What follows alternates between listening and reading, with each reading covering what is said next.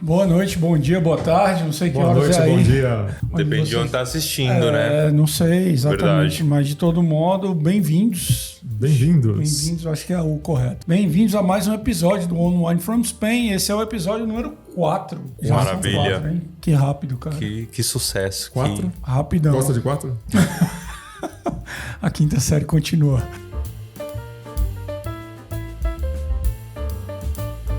Bom, tô aqui com os meus companheiros de bar, de cata, de degustação e de enoturismo. De enoturismo, como a gente falou no Como episódio falamos no anterior. episódio anterior, Ricardo Calvo. Olá, pessoal, tudo bom? Um prazerzaço estar aqui de novo. E o nosso Ander Pico Fino. Olá, que pessoal. Deve estar passando um calor danado nessa primavera-verão madrilenha e esse... Eu sou Esse friorento. windbreaker aí que ele tá usando. Exatamente, é um corta-vento, então é super leve, então não tá bem agradável. É dry fit, na pior das hipóteses, seca Tá bem rápido, agradável. né? Tá. É verdade. Suando e enxugando. Estamos aqui hoje para a gente falar sobre um tema interessante, eu acho. A gente sempre fala que tem muita diversidade no vinho espanhol. A gente falou nos episódios anteriores que vida de bar na Espanha, você consegue ter acesso a um monte de vinhos que tem uma qualidade muito boa e que tem um preço relativamente baixo, né? Custo-benefício. Principalmente quando a gente compara isso, custo-benefício, principalmente quando a gente compara, por exemplo, com opções similares que existem no Brasil, na Inglaterra, nos Estados Unidos e tal. Mas hoje a gente vai falar de um tema que a gente chamou de 8 ou 80, né? A gente vai falar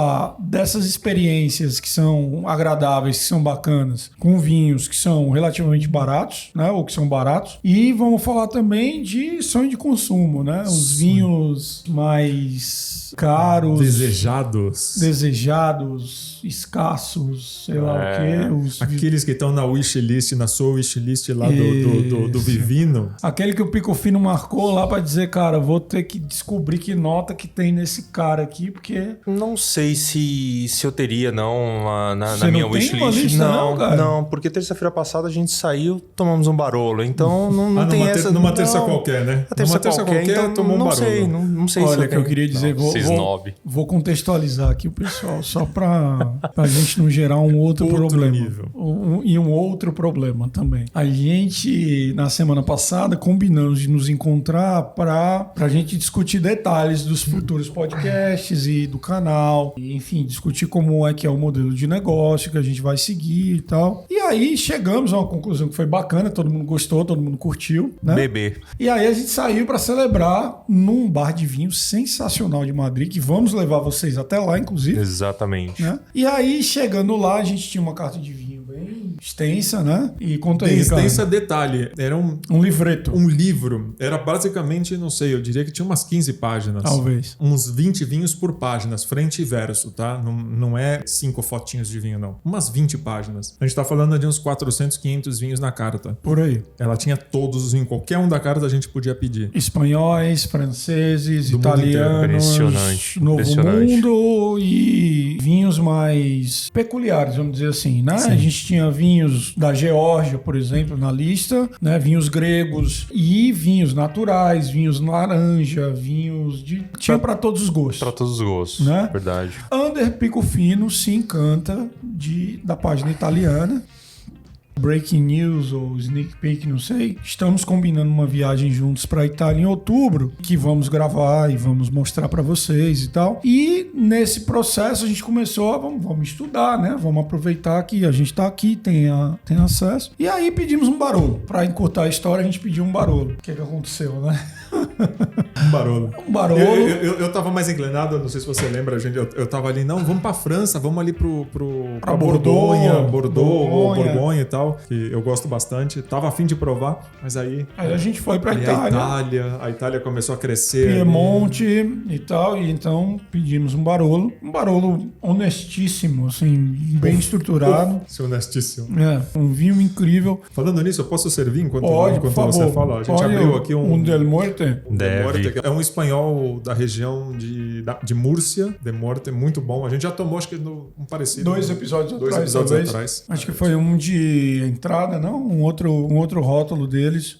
Bem lembrado. Mas voltando pro Barolo, a gente pediu o Barolo, estávamos lá super felizes, postamos o Barolo, a foto do Barolo. Aconteceu uma coisa super inusitada, a sommelier e dona do lugar abriu o primeiro Barolo, cheirou a rolha e vetou, não deixou servir pra gente, porque ela detectou... Isso foi sensacional. Acho que é a primeira vez que eu presenciei, primeiro, um profissionalismo incrível de quem tá servindo com conhecimento e o profissionalismo do que ela fez em seguida, que foi, não, pera, desculpa, deixa eu só provar. Bom, desculpa, te cortei. Não, por favor, continua. Mas ela abriu, no que ela tirou a rolha da garrafa, ela tirou, passou no nariz, já a cara dela mudou. Pediu licença pra provar. Pediu, licença, vocês se importam se eu pegar uma taça e provar um pouquinho? E colocou o saca-rolha com a rolha do lado, a gente olhou um pra cara do outro, eu falei assim, tá estranho, tem alguma coisa. Ela chega com uma taça, põe um pouquinho, abre, tenta abrir ali um pouco na taça, cheira, olha pra gente, desculpa, gente, eu só tenho outro vinho, só que ele não tá na temperatura ideal e tal. Não é dessa mesma safra. Não era da mesma safra também. Se desculpou e perguntou se a gente aceitava, né, uma substituição. Aí a gente... Mas o que aconteceu? E aí ela começou a explicar, né?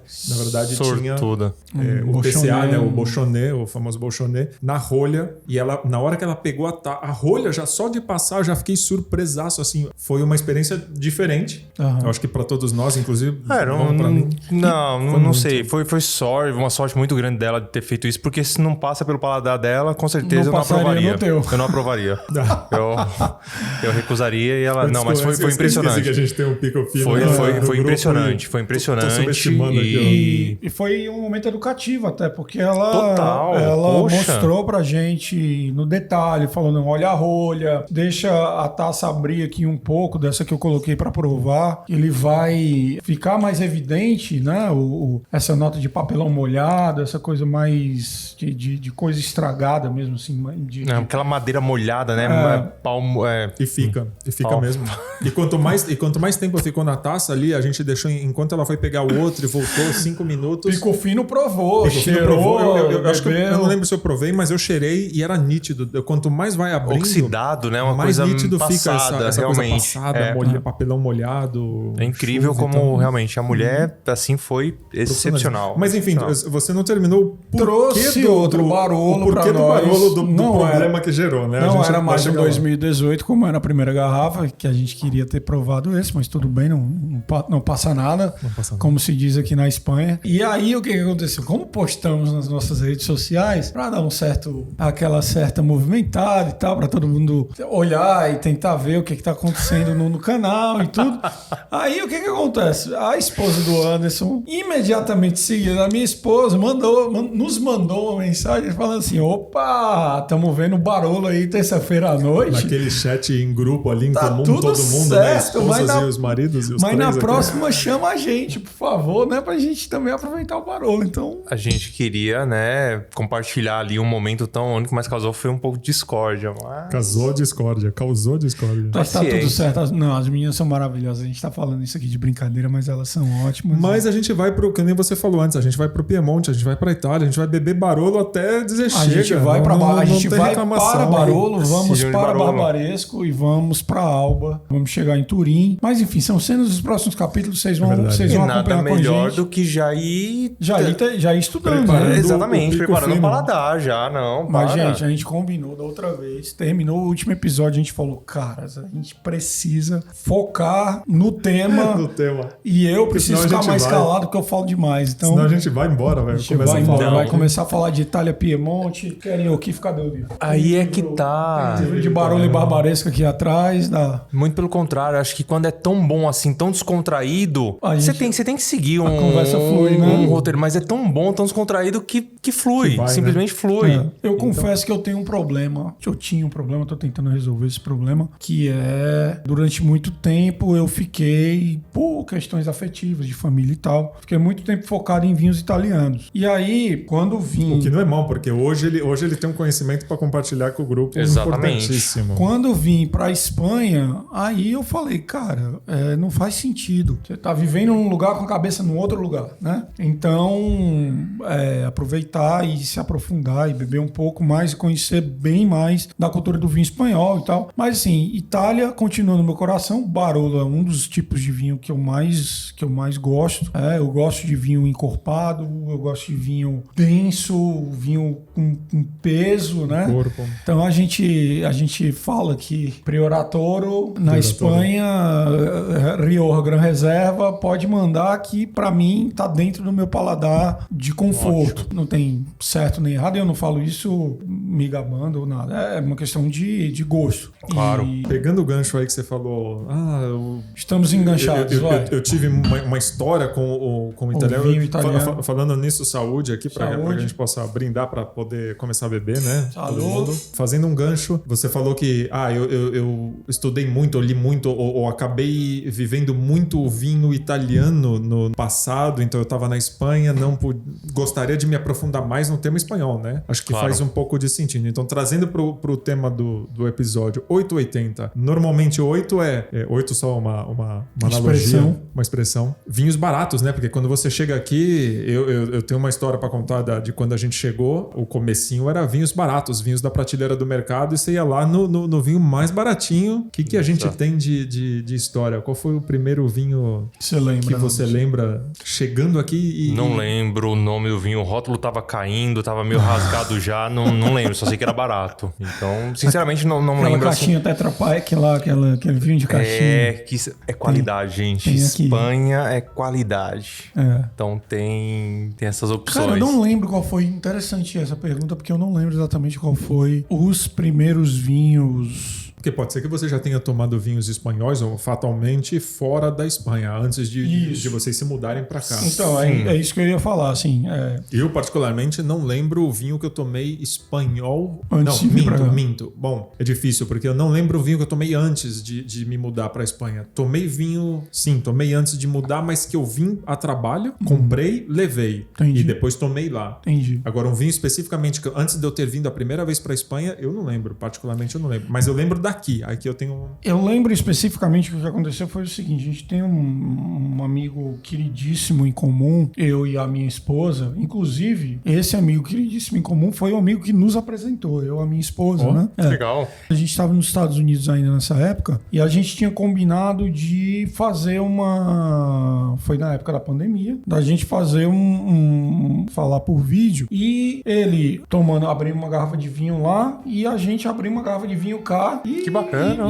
E ficar conversando e tal. E aí nessa, eu lembro que foi quando eu comprei um Muga não filtrado, e aí tomei um vinho Muga, um vinho de Rio. A gente falou sobre ele um pouquinho no episódio passado. Pois, aí foi que esse foi o vinho espanhol que eu tomei último antes de vir morar na Espanha. E aí eu lembro que quando eu cheguei, eu fui no supermercado aqui do ladinho de casa, e a minha curiosidade era de ver quanto que custava um Marquês de Cáceres criança na prateleira do supermercado, porque é um vinho legal, um vinho bom, um vinho bacana, que a gente tomava bastante no Brasil. Honesto. Tomava muito nos Estados Unidos também, ele chegava fácil lá em Nova York. E aí eu vi, cheguei e falei, mano, o Marquês de Cáceres criança, que eu pagava, sei lá, uns 15, 18 dólares nos Estados Unidos, por aí, tava aqui a 6 e pouco, 7 e pico, entendeu? E é um vinho caro para os padrões espanhóis, né? Não é um vinho exatamente barato, né? 6, 7, 8 euros ainda é um vinho caro para muitos espanhóis. E aí eu lembro que a minha primeira reação foi tirar uma foto do vinho e do preço e mandar para minha sogra, que adora esse vinho e toma ele lá no Brasil, mas por um preço que é muito mais alto comparativamente, né? Então é isso. Marquês de Cáceres criança, creio que 2017. Foi essa que eu peguei. Mas assim, não porque eu tava escolhendo Safran, porque era a que tinha no supermercado lá quando eu fui. Claro. Quando eu fui pegar o vinho. Olha que diferença, né? Que legal. Eu tenho muito marcado, acho que foi até um dos porquês, né, que a gente estava falando antes de falar sobre isso. Eu tenho muito marcado porque quando a gente chegou, eu e a Lu, o primeiro ano foi um ano bem, acho que eu contei pra você já, foi um ano bem assim, difícil, apertado, vamos dizer, porque a gente veio aqui pra estudar, os dois não estavam trabalhando. Apertado de grana, né? Financeiramente. Muitas vezes quando você muda, às vezes você não tá indo porque você tem toda uma oportunidade que bateu na porta, mas você tá indo buscar uma oportunidade. Claro. E aí, financeiramente, a gente tinha aquela reserva, estava preparado para passar aquele primeiro ano, então, óbvio, eu não queria gastar... Esbanjar ou fora do que a gente tinha programado, porque a gente tinha ainda todo um ano. E eu lembro, não sei se foi a primeira semana, justo quando a gente... Não a primeira semana que a gente chegou, porque as 3 primeiras semanas a gente passou em hotel, porque a gente não tinha um apartamento ainda. E aí, quando a gente chegou no nosso apartamento, que a gente ia morar mesmo, que a gente acabou morando por 4 anos, bem pequenininho, no mesmo prédio que a gente mora até hoje, eu falei, vamos comemorar, vamos abrir um vinho. Eu já gostava de vinho quando a gente mudou pra cá. Já apreciava, já bebia. 8 anos atrás, 9 anos atrás. É, por aí, 9 anos atrás. Maravilha. E aí eu fui no mercado, eu olhei os rótulos assim, não conhecia nada. Bom, tinha uma ideia, tinha uma ideia. Rioja, Ribeira, pouco mais. Uva? Não. Safra? Não. Também não me preocupava muito nisso. E aí eu olhei um que eu gostei, que tinha 3 cores o rótulo. Campo Viejo. Você vai hoje, você encontra. Sim, claro. sim, é. E tinha um rótulo que era mais branquinho, era branquinho escrito em vermelho. Bom, hoje já deve ter até mudado, né? Eu não lembro, faz um tempinho que eu não tomo. Até eu tenho curiosidade, eu devia ter trazido um hoje pra gente tomar, porque me traz muita memória. E aí um outro que era mais amarelo, escrito em vermelho, o rótulo, e o laranja. Então, na verdade, eles eram, tempos depois, eu fui aprender toda essa nomenclatura de criança, reserva e gran reserva. Na verdade, nada mais era do que isso. Era criança, reserva e gran reserva. Essa diferença as dos cores rótulos. do rótulo. Praticamente ele tinha o mesmo desenho, o rótulo. E eu comprei, e eu lembro que ele custava, não exatamente, tá? Mas R$3,70, R$3,80, 4 euros. Não chegava a isso. Não chegava a 4 euros. Eu olhei e falei assim, caramba, vou impressionar. Vou comprar um Campo Viejo de R$3,80. Era muito bom. Era muito um bom. Vinho naquela época considerado mais carinho, assim, não? Não era tanto, não mudou tanto assim o valor o poder aquisitivo, acho que não mudou tanto. Hoje ele, eu não sei se eu tô falando besteira, mas mesmo que eu paguei R$3,80, deve estar uns 5, 5,5, mas mais que 6. Entendi. Não muito mais que 6. Não era um vinho, a gente chega a tomar, que a gente tava falando antes, um Barolo, bem mais caro, porque hoje, claro, as condições acabam mudando, você consegue melhorar um pouco de situação financeira, etc. Na época, a gente não queria gastar, era uma opção, a gente não queria gastar muito no vinho, então eu peguei esse Campo Viejo. Cara, era sensacional. Sensacional. A gente vai pra casa, abrimos um queijinho, igual a gente tá fazendo aqui hoje, um queijinho, uma charcuteria, né? Um lomo, um Ramon. Foi assim. Lembro que a gente passou essa noite ali, eu e a Lu, assistindo um filme, tomando vinho, picando alguma coisa. Passamos bem, como você disse. Que maravilha. E hoje em dia ficou marcado bastante. E você não tomou mais? Tem tempo que você não tomou? Cheguei a tomar, mas sendo sincero, não vou mentir, tem um tempo já. Tem uns 2 ou 3 anos que eu não tomo nenhum deles. Tô curioso, na verdade, eu acho que logo eu vou... Mas olha, eu vou te falar o seguinte, assim, tem algumas pessoas nessa mesa que tem uma classificação de que eles chamam de vinho de batalha, que são classificações curiosas, inclusive, assim, você sabe que são... Obrigado. Você sabe que são classificações de pessoas que estão num nível de degustação superior, né? Então, um dia aí, Ricardo, a gente foi na casa dessa pessoa e ela falou, não, vocês querem um vinhozinho? A gente pode abrir aqui e tal. Então, claro, né? Vinho de batalha. Vamos beber. Não, um vinho de batalha, uma coisa tranquila e tal. Aí, essa pessoa, que eu não acho elegante dizer o nome, trouxe um Marquês de Riscal, Gran Reserva, que é um vinho de quê? Quanto que a gente tá falando mais ou menos? Você tem mais noção disso? Marquês de Riscal, Gran Reserva, estamos falando entre 15, 16, 16,50 euros. Que para padrões espanhóis tá em que... É um vinho... Tá em que faixa etária, mais ou menos? Cara, tá numa faixa etária de vamos tomar um vinho bom, né? Porque entre 15 e 20 é um vinho muito bom. Você não erra levar na casa de um amigo no almoço, num jantar, um vinho de 15 a 20 euros, você não erra. Então, não errou. Não. Essa pessoa fez bonito. Cujo nome não pronunciaremos, não errou conosco quando nos chamou para tomar esse vinho lá na casa dele, dizendo que era um vinho de batalha. Um vinho de batalha, um vinho do dia a dia, pra gente abrir e se divertir. Não justificativas. Eu acho que é não saber reconhecer as amizades. Porque quando eu falei isso, vamos beber esse, é a consideração que eu tô tendo. Porque não são pessoas que eu conheci ontem. Então são pessoas que eu quero que compartilhem o que há de melhor na minha casa.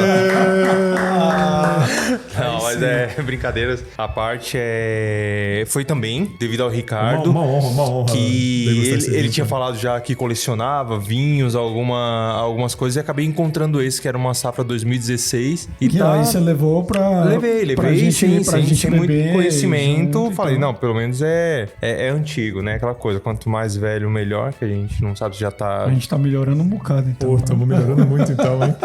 Finérrimos. Pois é, então, isso é o dia a dia dos vinhos aqui na Espanha. E é interessante isso, eu tava falando com uma pessoa ontem sobre essa questão da cultura de vinhos aqui. A gente já falou isso no outro episódio, mas é muito comum você vai no supermercado comprar o que quer que seja, um pão, um leite, e você vê as pessoas saindo do supermercado com uma garrafa de vinho, 2 garrafas de vinho. É um produto que tem uma saída muito grande. Sem dúvidas. E é um produto de consumo, é isso, né? Eu também falei isso no episódio anterior, o Pedro Ballesteros, que é Master of Wine, famoso, um cara que é uma sumidade dentro do mundo do vinho aqui na Espanha. Ele fala num livro dele, falando sobre o vinho espanhol, que o vinho na Espanha é, antes de qualquer coisa, um alimento. Então ele é um produto alimentício, antes de ser um símbolo de status, uma coisa mais refinada e tal. Então é normal você ver as pessoas saindo do supermercado com 1, 2 garrafas de vinho no dia a dia, né? Como você vai ali, compra pão, leite, ovo e uma garrafa de vinho. Acho que porque também faz parte muito dessa cultura, né? A gente falou bastante. Você meio que cresce nisso, né? Você cresce nisso. Sempre vai ter um vinhozinho para acompanhar uma refeição, um jantar, um almoço, alguma coisa. E é muito normal, né? O pessoal ir no mercado e levar 1 ou 2 garrafas de vinhos na sacola.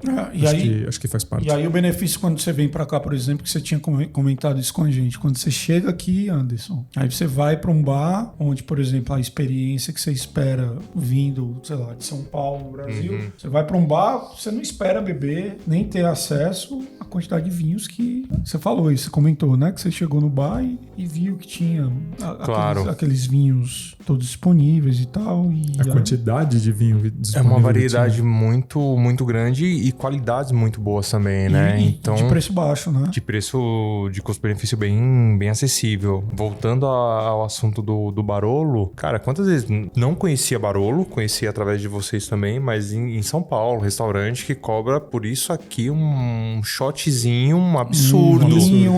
Um absurdo, né? A gente sabe que tem toda a questão de impostos no Brasil, taxas, que realmente não é barato. Não facilita, mas aqui é impressionante a variedade de vinhos que você tem e a acessibilidade. Então isso é muito bom, isso é muito... Chega a espantar porque você tem acesso a coisas assim que você fala, poxa, é incrível. Mesmo esses não espanhóis, a gente tá falando desse barulho de brincadeira, mas a garrafa foi o quê? Você lembra quanto foi? 70, na casa dos 70 euros. 70. Barato não... Bom, mas é acessível, é uma... Isso é uma diferença, né? Que acaba que você tem... O dinheiro... Uma vez eu tava discutindo isso com meu pai, uma vez numa das vezes que eu fui... extremamente caro para os padrões aqui. 70 é extremamente caro. Extremamente caro. Eu tava discutindo isso com meu pai quando eu fui no Brasil, eu tava visitando ele e tal, e a gente falou disso, do poder aquisitivo, né? O quanto... Porque eu falei, não, mas o valor do salário... Bom, eu não quero entrar nessa discussão do valor do salário mínimo lá, o valor do salário mínimo aqui, mas aqui dá essa sensação mesmo. Você tem um poder aquisitivo Você tem um poder aquisitivo maior. Poder de compra é maior. Você consegue se permitir uma extravagância dessa, vamos dizer, né? De pra celebrar um momento importante. Então, óbvio, era uma terça-feira, mas porque coincidiu que a gente só podia se encontrar numa terça. E a gente tava celebrando as conquistas também. Um momento que a gente ia celebrar e foi um barulhinho. Não queria fugir demais, mas... E vinho barato, o que mais? O que vocês têm de memória? Se você vai hoje no mercado, que vinho que você pegaria com o poder aquisitivo atual? O que você pegaria no mercado, na prateleira do mercado? Estamos falando de vinho que você iria ali no mercado, olharia, compraria e falaria, cara, gosto desse vinho. Não sei, um vinho que dá pra tomar ou no dia a dia ou... São Tomé, Góis, Sangue de Boi. Depende de onde você tá falando, né? Mas aqui, que a gente já tinha falado no episódio anterior, Protos, que assim, é certeiro, não tem como não gostar do... Não decepciona. Entrega consistência. É muito bom. É o que eles falam muito, o RCP, né? Aqui usa muito RCP, relação... Custo... a relação qualidade-preço. Qualidade-preço. A relação... Custo-benefício. Custo-benefício. Protos e... Já provou Cuni? Cuni também não é um vinho Cuni, que é acessível. Rioja... Cunha Rioja de Aro. Não conheço. Não é de Aro, Cunha não. Eu penso muito também no... Os que tem a foto do jovem, que tem na Geórgia, no Micacita. Sim. Esse vinho é de Toro e ele é Matsu. Não é um vinho muito caro. Não é um vinho caro, é um vinho super gostoso. RCP também excelente, na minha opinião. Ele é um vinho, se eu não me engano, eu acho que ele tá no Brasil já. Ele é importado pro Brasil. Poxa. O mais divertido dele, que quando eles lançaram, não é uma vinícola super tradicional, super antiga que produz vinhos, mas é como se fosse uma cooperativa que produz vinhos com uvas de diferentes produtores. E eles produziram uma linha que é o jovem, vamos dizer que em relação a Rioja é o criança, o reserva e o gran reserva, né? Então ele tem ali o jovem um pouco envelhecido e o mais... O experiente, né? Vamos dizer, na nossa idade, eu ia falar dos nossos pais, não, mas na nossa idade. Não, já. eu sou jovem, vocês são experientes. Tá, ok. E aí tem o senhorzinho na foto do terceiro, que seria o gran reserva, que é como se fosse o avô. O mais antigo. A relação mais fácil é o filho, pai e avô. Criança, reserva, gran reserva. Um vinho mais jovem, um vinho com um certo tempo e um vinho bem maduro.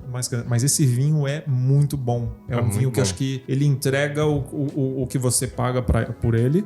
O RCP dele, como eles chamam aqui, é muito... Essa relação de custo-benefício eu acho que é muito boa. Ele é de Toro. E esse desenho do rótulo eu achei super divertido quando lançou, né? Que é justamente isso. É um jovem, a foto de um cara mais novo. Ali não é um adolescente, mas ele é um 20 e poucos anos. Isso. Na capa, com a boininha, super típico. Estilizado e tal, né? De viticultor, assim. E aí o reserva, vamos dizer que é o pai, já é não é um senhor, mas é um homem formado já. Exatamente. Né? Um homem... E o terceiro, que é o gran reserva, que é o avô. E é já de barba, uma coisa mais branca, aquela coisa já ali mais envelhecido, grisalho. Um pouquinho mais corcunda, grisalho. É muito divertido o rótulo. E o vinho, a qualidade, eu acho que representa muito a região de Toro.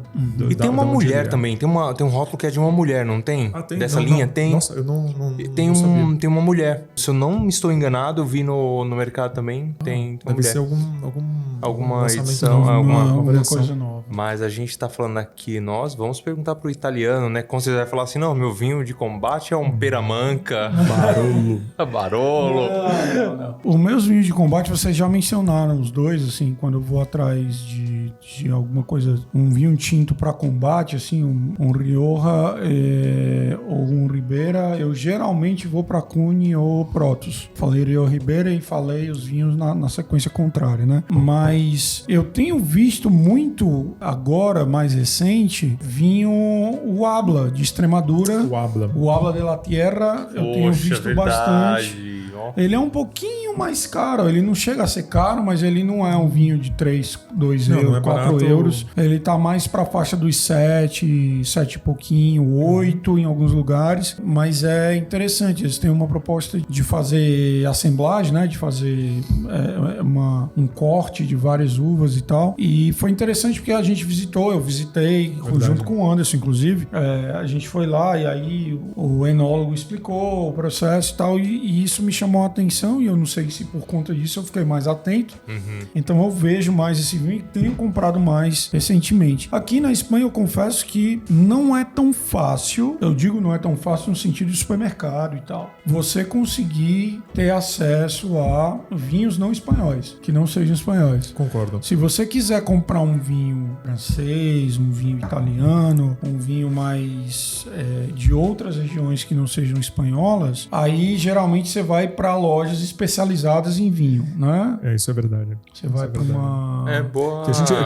É um bom tema aqui também, depois pra gente passar lojas, né? Onde o pessoal pode ir comprar. Não sei se a gente já falou outro, mas onde o pessoal pode até receber outro dia. Acho que esses dias atrás, uma pergunta no WhatsApp. Me recomenda aí lojas onde comprar vinhos e tal. E é muito por aí do que você tá falando. Na Espanha, ou você acha... No mercado você vai achar vinho espanhol. Ponto. É Ponto. Mercado é mercado nacional, mercado local. É. Você quer um vinho italiano, um vinho francês, você já tem que ir, como o Alisson falou, uma vinoteca especializada. Existe uma que chama Barolo, a gente não foi ainda. Vinoteca Barolo, tá na lista Barolo, temos que visitar. Não é que é especializada em vinho italiano, tem vinho do velho continente. Mas tem os wine bars especializados em vinho italiano. Tem o DOC, que é... Exato, que é muito legal. Muito a gente fez legal. O aniversário lá. Fizemos o aniversário do Ricardo muito lá. Divertido. Tomamos um Barolo, inclusive. Tomamos um Barolo sensacional. Na verdade, a gente fez uma cata de...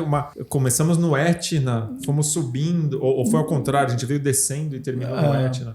Foi sensacional esse dia, a gente tomou acho que 4 rótulos diferentes. Top. E foi um melhor que o outro. Gostaria que Barolo fosse meus vinhos de reserva, mas... E do dia a dia. Não são.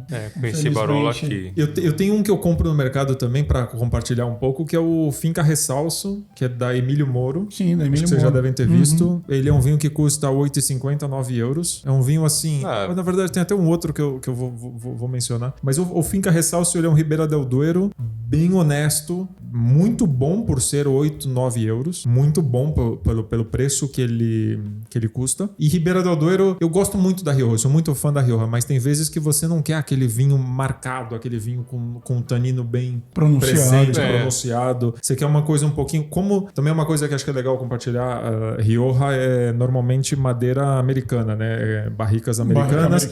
Ribeira del Duero, barrica francesa. Barrica francesa normalmente deixa o vinho um pouquinho mais leve, mais aveludado. Acaba que quando você quer uma coisa um pouquinho mais leve, eu gosto de vinho encorpado também, que nem o Alisson, vinho com potência, mas esse Finca Ressalso eu acho que, não sei se vocês já provaram, é uma boa pedida assim para um vinho. Você passa no mercado, quase todo mercado tem, você passa no mercado e fala, vou levar um vinho para janta em casa, tô indo para casa, já tem janta e vou levar aqui para dar uma acompanhada. Cara, baratinho, menos de 10 euros e certeiro. Nossa, bem gostoso. E do outro lado da moeda, gente? 80. E os pesadões aí, os 80. 80. Anderson voa nessa aí a lista vai longe. Pior que não, gente. Não tem grandes preferências? Eu acho que não. Eu confesso... O sonho, não tem um sonho assim? Não, eu confesso assim, eu fui apresentado ao Finca Martello pela Pilar, a outra lá do Vinology, que é uma sommelier e uma pessoa incrível. Também iremos levar vocês lá pro Vinology, que é um wine bar gastronômico incrível aqui de Madrid. E ela me convidou, foi gentil o suficiente para me convidar para ir para um evento da Finca Martello lá. E aí eu provei alguns rótulos deles e me apaixonei, né? É um vinho, para os padrões espanhóis, é um vinho caro, é um vinho de 25, 30 euros mais ou menos, né? Um Rioja, esse com peso, com corpo, né? Mas é um vinho super estruturado, um vinho muito redondo, equilibrado, né? É um vinho muito bem feito. E esse é um dos que não são meus vinhos de batalha, mas são os meus preferidos aqui. E aí eu tenho 2 que eu acho que tá na lista de todo mundo de sonho de consumo, né? Que rufem os tambores. Pingus. Caramba, Pingus. Que é um ícone da Vega Sicília. Achava que você ia falar um Vega Sicília único. E um único também. E um único, né? Então são também os dois. Pode botar na lista aí. São os dois que eu diria. Desculpa, você ia falar 2 e eu já te cortei. Adiantei aqui. Que eu falei que são 2 que eu acho que tá na lista de todo mundo. Assim, dos espanhóis são esses 2 que eu acho que eu queria provar com mais frequência. Mas aí a gente tá falando provar com mais frequência ou provar? eu queria. Ralar que seja com mais frequência também, sinal de que seja com mais frequência. Que você. Só provar já seria suficiente. Eu diria que provar já seria suficiente. Com mais frequência, estamos dentro. Isso aí é óbvio. Pois, mas isso é... A gente tá falando do creme de la creme de Ribeira del Duero, que é Vega Sicília. Você tá falando disso, um lugar que eu gosto muito, falei também no episódio anterior, do Corte Inglês, que tem a parte gourmet. E uma coisa que eu fico encantado é olhando os vinhos. E vinhos, variedades preços. E um que tinha me chamado, tem mais caros, mas um que tinha me chamado a atenção também da região que nós fomos. A primeira região que eu fui, que é o Valduero La Antigua, que é de Ribeira do Duero. E, se eu não me engano, tava na casa ali dos 2.000 euros. Uau! Então, assim, eu não sei nem se é bom, mas com certeza por esse preço deve ser, assim, um elixir dos deuses. Então, acho que era uma coisa que eu teria vontade, assim, de experimentar, sabe? Que legal. Não sei, quem sabe um dia, né? La Finca Antigua. Mas 2.000 euros, não dá nem pra fazer uma surpresa de presente. Tipo, não dá, velho. Não dá. Não dá. Surpresa. Pode ser um Valduero, de repente um Valduero 2. Uma coisa mais... Um pouco mais acessível ali, 100, mais... 100, 200 euros, estamos falando. Exato. Ainda, quem sabe, né? Que ainda assim é uma Ainda pedrada, assim é uma né? paulada, é uma paulada. E você, Ricardo, o que você... Eu tava aqui, enquanto vocês falavam, tentando pensar pra funilar. Tem um... Nossa, cara, tem um... Nossa, se eu pegar minha lista do Vivino, cara, eu não sei se eu devia fazer... Bom, não vou olhar agora. Ele tem vinho guardado em casa, cara. Ele tem vinho guardado em casa aí. Colecionador de vinho, pra fazer cata vertical e tal. Nossa, tá foda. Tem vinho... Assim, eu tinha um sonho... Bom, não era um sonho antigo, não era uma coisa assim que eu posso falar, cara, tem um sonho desde faz... Não, era um sonho de pouco tempo porque o Robert Park deu 100 pontos no Castilho Igai de 2010. 2010, especificamente o de 2010. Então todo mundo sabe aí quem é apreciador, ou pra quem não sabe, tá sabendo agora, o Castilho Igai da vinícola Marquês de Murrieta, que acho que tem no Brasil também. Não sei se esse tem no Brasil, mas a Marquês de Murrieta tá no Brasil. Então ele deu 100 pontos, foi eleito o melhor vinho do mundo, faz 2 anos, se eu não me engano, e exatamente a safra de 2010. E aí eu comecei, e eu fiquei, caramba, esse vinho,